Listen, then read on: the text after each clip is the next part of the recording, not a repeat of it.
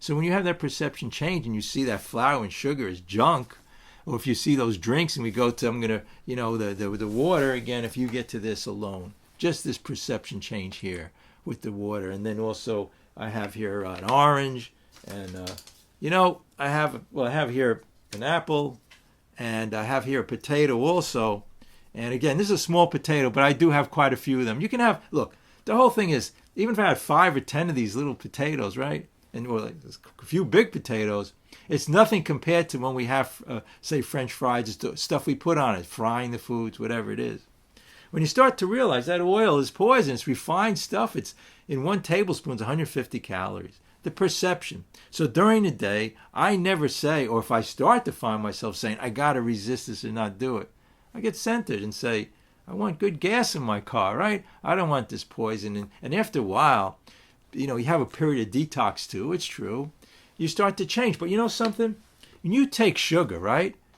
You take sugar. You know how much sugar? There's sugar here, a tremendous amount of sugar. But we look for the synthetic sugar. We look for the processed sugar. All that fructose, sucrose, and nonsense. They put hydrogenated oils. And I have a whole thing here, a list of all of the 50 ingredients, 49 of them poison, and the one ingredient is also if people want to know my diet, called whole food plant-based. But the reason is whole food, you want to put whole food, whatever base you want to put in there, base it, is that it's the stuff you put on the food. So whatever type of diet you eat, it's you want a whole natural. You don't, you want these corporations to make money off you and make you sick and ill and make your family sick. But when you have the perception change, you won't have it any other way. Again, I say, I go into these healthy stores, so quote healthy stores, and they have a salad bar there with all the oil, and they say, well, this is healthy stuff. But they load it with oil, salt, and sugar. And, it just after a while, when you stay away from that sugar, it tastes so synthetic compared to the healthy, wholesome, sugar here. This sugar is unbelievable. And the difference is amazing. And also with the, it tastes like motor oil. Feel my mouth getting clogged up. But 1 week in our addiction, we don't know the difference. The only normal way we want to live is having that bloated feeling, having our palates, all these crazy flavors that are synthetic flavors. Synthetic flavors. I just say this alone, celebrate your lust. I'm talking about here the food, right? We call food pornography. Don't resist it. Enjoy life and everything, but when we have the comprehension understanding, the only way you're going to get comprehension understanding is not resisting something, but see it for what it is and have the compassion, understanding, and consciousness within you. And say, I'm eating all of this food, it's crazy poison, but I'm going to enjoy it, but it's really doing havoc, and it's synthetic.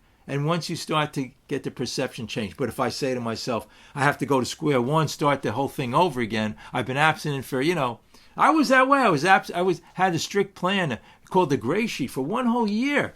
But that day came when it wasn't too much into the diet, but I was miserable every day. We can be joyful in our diet and joyful in God's gift of these foods, It's the perception change. So I just started this text out by saying, for example, I have no flour or refined sugar because it's synthetic poison, right? So we get in our mind that all of these foods are synthetic poison, man-made stuff. Again, I have no flour or refined sugar because it's synthetic poison. Perception change, looking at it, seeing actually what it is. Don't try to resist it, but say, hey, it's poison. It's got no nutrients in it, and it's high caloric, most of it, and your body's starving. Actually, you could eat all of this food, and that's why we gorge on a lot of food too, because the body's still hungry because these refined products, the oil, the sugar, has no nutrients in it.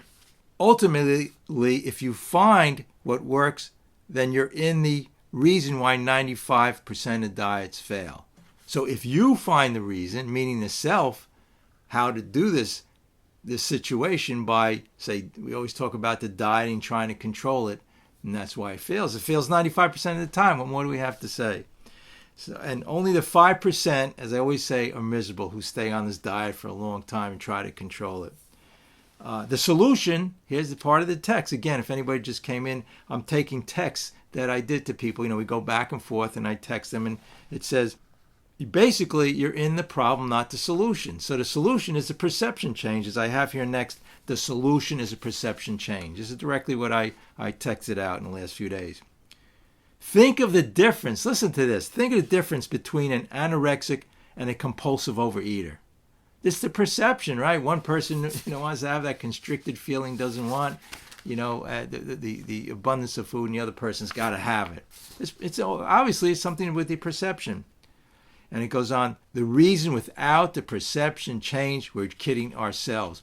So again, when it comes to the food addiction, we had faith all the time. We believe what the corporations told us, what we saw in the commercials, and everything about it. And the color, we go in the supermarket. If we have you, it's just amazing. I mean, and for the kids too, how crazy it is. And when you see those commercials and they just have that music in the background, and you finally arrive once you eat all of this goopy, crazy food. So there we go. So we have that perception that that's going to be our solution. So the perception change is the only way out. Is, again, I say those corporations that have the diet corporations, billion-dollar industries, and what do they send you? They send you little portions of the same junk. I mean, I can't believe it when I see what they send. It's like, I guess, like pastries and chocolate, whatever, cakes and little things like this size. I mean, you probably need a magnifying glass to see what you're eating. Where's that going to get us? Where's that going? We want to. So here, there's something else I text. I printed all of these out. Your mind and body have the perfect thermostat on how to eat, but we get in the way with self-centered fear. And we talked about the appy-stat in the brain, the last meeting, and how the corporations put all this junk in the food. But on top of that, when we're not centered, the body knows, the mind knows. It has all of these centers in the body and the stomach. But when we're in fear, we can't even feel our stomach, right? The solar plexus would tighten up with fear. So how are we going to? But when we get centered, we'll intuitively know how much to eat. And we'll be more towards a point of normalcy and not even sworn off, as it says. Intuitively we'll know. Ask yourself why diets don't work and most people gain the weight. Again, the whole supposition here, and what I say for people who are not going along with what we're saying, is that it fails 95% of the time. Even the program on TV where they do the stomach surgery, again, they say right in the beginning in big letters, 95% of this procedure fails. It doesn't work because when you watch the show, again, trying to manipulate, trying to control the portions, they always say, I think they go on a higher protein diet and they stay away from the carbs. Look, I'm not telling you what diet to do, but all I'm saying is with all of these different things, it's what we put on the food that's the real problem. It's 3 times the calories. What you put on it, the sauces, all the poisonous stuff. And, you can't even taste. When you go out to a restaurant, you're not tasting the food. You're not tasting the food. It's all salt, oil, and sugar. That's all it is. Really, I can't believe it. I see these portions, and they're just immersed with more. There's more sauce in these pastas, whatever they are, than there is anything else. So we don't have a chance. Okay, here's a major problem. I text somebody. I have a same major problem you have. I texted them. Wanting to feel like, we all have this problem, which we do. I myself have it, and is the downfall of most is not. Okay, so here's the downfall. The downfall of why the biggest problem we have, and I always say this, and I'll give it away right away, it's not so much the binges that are the problem, it's how we react to obsessions we have with food. It's our reaction to it and how we handle it. It is not giving ourselves credit and focusing. All we'll do is focusing on negativity, which brings us back into the addiction. So I texted somebody this morning. They had all day yesterday. They had really, really good food. I mean, real healthy food, and they were texting, show me pictures of the food and everything. And then early this morning, I get a text that they had a certain type of a pastry. And it wasn't much, but there were 9 things they did good that day. But the one thing they focused on and said, well, I got to start all over. With anything in life, look, I'm not even talking about our addictions, but with anything in life, say you have a business or whatever it is you're trying to achieve in life, and you're always going to have setbacks, and you always, you can't go straight ahead and figure out what you're going to do, but we do on diets. We're going to do it this way. You go with the flow. We're always fighting the diets, and by resisting something, we're making it more real. We're in the problem. So if I found, it's interesting. I started to realize sometimes the more meetings I went to, the more I got into my addiction. Why? Because I guess I was making the problem more real. I was going to the meeting and saying, well, you got to do this, you should do this, you shouldn't do that. So I was fighting it. It's like surfing or being on a wave. You're surfing. You can't just say, well, I'm going to, do it this way. And I always talk about catching a baseball and just trying to figure it out. We can't figure these things out. So when I get centered, no matter what I did yesterday in relation to my addiction, it doesn't matter. But if I stay in the fear and the remorse, the guilt and the shame from yesterday, then I'm back to square one. We're always going to bring ourselves back. And then when we wonder why we gain more weight or we had worse, our addiction's getting worse.